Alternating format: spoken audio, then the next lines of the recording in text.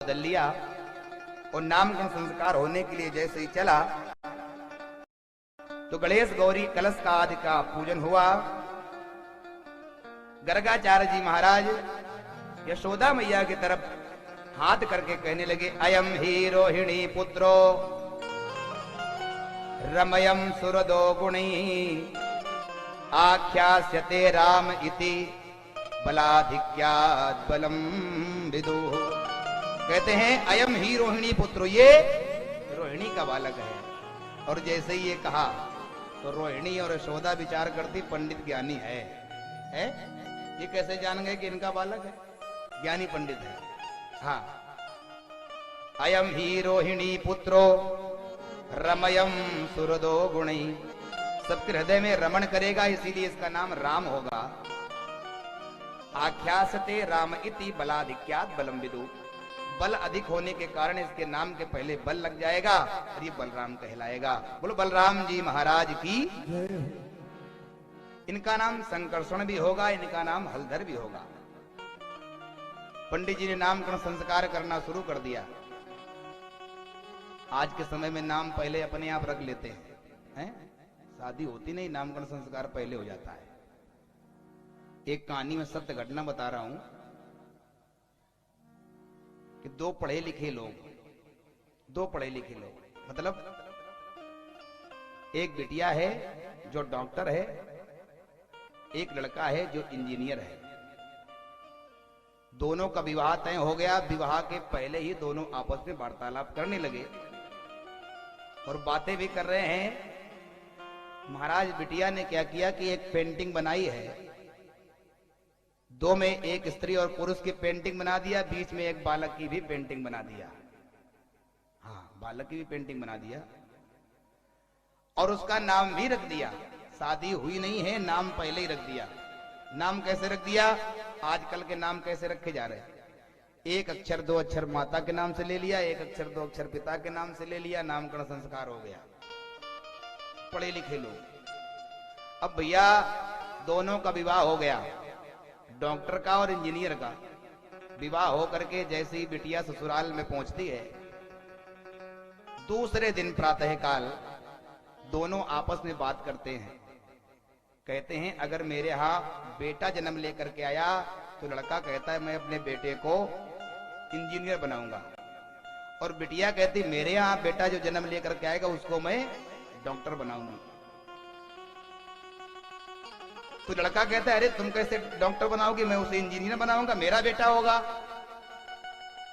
तो बिटिया कहती है तुम कैसे इंजीनियर बनाओगे, मैं डॉक्टर बनाऊंगी, मेरा बेटा होगा। अब दोनों का आपस में झगड़ा होने लगा। दूसरा दिन, शादी का दूसरा दिन। अब डॉक्टर इंजीनियर महाराज जैसे ही लड़के को क्रोध आया, ये पहले दिन मेरी बात नहीं मान रही, उसने खींच करके गाल पर उस लड़की के गाल पर मर दिया। अब लड़की ने भी विचार किया कि आज तक मेरे पापा ने मुझे नहीं मारा, मैं पिता की अकेली, और आज तक मुझे मेरे पापा ने नहीं मारा, पहले दिन इसने मुझे मारा है। महाराज लड़की को भी कुछ समझ में नहीं आया। पढ़ी लिखी, पैसा कमाने वाली, इकलौती घर की, रुपया पैसा खूब उसके पास। उसने भी खींच करके लड़के के गाल पर लगा दिया, और जैसे ही लगाया और रोती हुई उसी दिन अपने बोरी बिस्तर को उठा करके उस लड़की ने अपने घर को बैग लेकर के वापस दूसरे दिन आ गई। विदा एक दिन पहले हुई थी, दूसरे दिन अपने घर में आ गई। ना कोई चौथी हुई, ना कोई विधान हुआ, कुछ नहीं। और जैसे ही वापस आई तो उनके पिता ने देखा तुम यहाँ पर कैसे? अरे पिताजी, उसकी इतनी हिम्मत, आज पहला दिन उसने मुझे मारा। तो पिता भी बहुत समझदार, आजकल के पिता भी बहुत समझदार। उसने तुमको मारा? अभी रुको मैं उसको बताता हूं। और गए महाराज, एक FIR दर्ज करके चले आए। एक FIR हो गया, अब केस चालू हो गया, मुकदमा चालू। शादी भई नहीं, एक दिन हुआ और महाराज मुकदमा शुरू हो गया। बुद्धिमान लोगों की कहानी बता रहा हूं, जो ज्यादा पढ़े लिखे लोग होते हैं।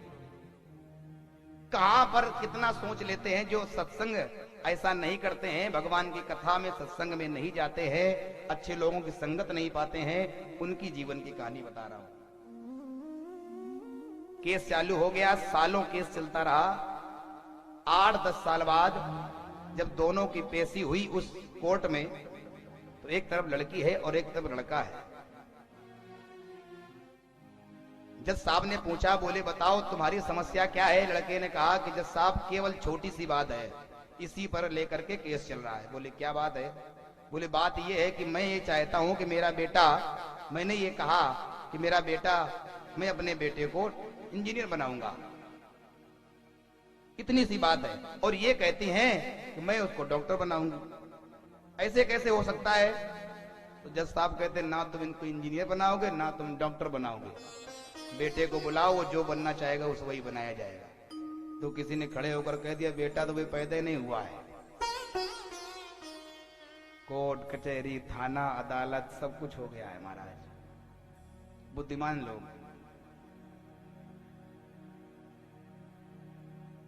पढ़े लिखे लोगों का कहानी ये है, शिक्षा, संस्कार अगर नहीं दिए हैं अपने बेटी को या अपने बेटे को, क्योंकि विवाह के बाद में बड़े नियम कानून बदल जाते हैं। जो आप फ्री घूम रहे हैं तो नहीं घूम सकते, नहीं घूम सकते। एक एक चीज करने के लिए बताना चिताना होता है। और महाराज बुद्धिमान लोगों की कहानी देखिए, बेटी का झगड़ा हो गया तो माता पिता तुरंत उसके यहां दरवाजे पर पहुंच गए। ऐसा तुमने क्यों कहा? तुम ऐसा करो, अभी चलो उठाओ बोरी बिस्तर चलो। महाराज आपको ज्ञान देने वाले ससुराल में जाने बहन मिलेगी, मौसी फूफा मामी, जाने कितने सो लोग ज्ञान देंगे। तुम किसी की मत सुनना, है ना? जाने कितने लोग बताते हैं किसी की मत सुनना, अपनी बात रखना। लेकिन ध्यान देना बहनों, आप सभी को मैं बताना चाहूंगा, अगर उस घर से आपका अलगाव हो गया, उस घर से जो ज्ञान देने वाली बहन होती है, जो ज्ञान देने वाली माँ है, माँ बाप तो एक बार चलो रख भी सकते हैं, लेकिन जो ज्ञान देने वाली मौसी है, मामी है, बुआ है, जो भी जिससे भी आपका संबंध है, जो ज्ञान देने वाली हैं ससुराल के समय, तो महाराज अगर उस घर से आपका अलगाव हो गया तो महाराज कोई भी, ना बहन ना मौसी ना मामी अपने घर में 1 महीने बैठाल करके कोई खिला नहीं सकता है, कोई नहीं खिला सकता है। आज के समय में अगर बहन बेटी अपने घर में आ जाती है तो मोहल्ले के 4 लोग पूछने लगते कोई बात हो गई क्या, जा क्यों नहीं रहे? महाराज आप खुद समझदार हैं, किसी भी स्थिति को समझ करके आपको स्वयं उस पर विचार करके समझौता करना है। कोई साथ नहीं आएगा, आपको ही अगर अलगाव हो जाएगा, वहां से उस घर से बाहर भी अपने घर में आ जाओगी तो महाराज कोई सुख नहीं। झगड़ा तो सब जगह पर होता है। संस्कार अच्छे दीजिए प्यारे, संस्कार अपने बच्चों को अच्छे दीजिए।